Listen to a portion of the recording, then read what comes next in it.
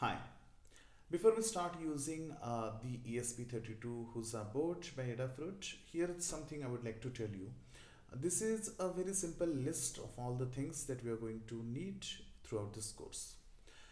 You have to understand that on purpose I have kept this list too small because I don't want you to spend a lot of money into just purchasing things and probably never use it.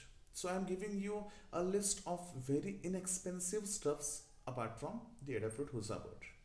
You may also notice that probably uh, all other things which are shown in this list except the Adafruit Husa 32 board will come probably at the same price or less price of the Adafruit Husa board itself. So what you're going to need is a micro USB cable. Probably you have lying it around in your home, which is used to download program in the Husa 32 feather board that you're going to need, of course. A breadboard is not mandatory but recommended in order to understand well. Then you need few LEDs for interfacing, tactile buttons or switches to be used as input.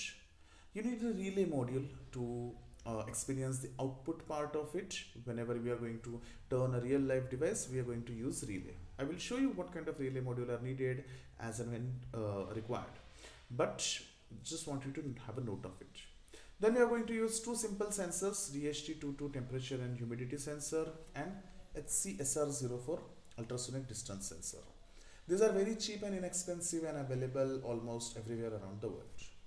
And apart from that, having a digital multimeter and some connecting wires is always an added plus. So that's all that you're going to need for this course. If there is anything extra or anything that I use throughout the course, then apart from these things, if there is anything else needed, I will add that in a separate text file with this session. Thank you for watching this video.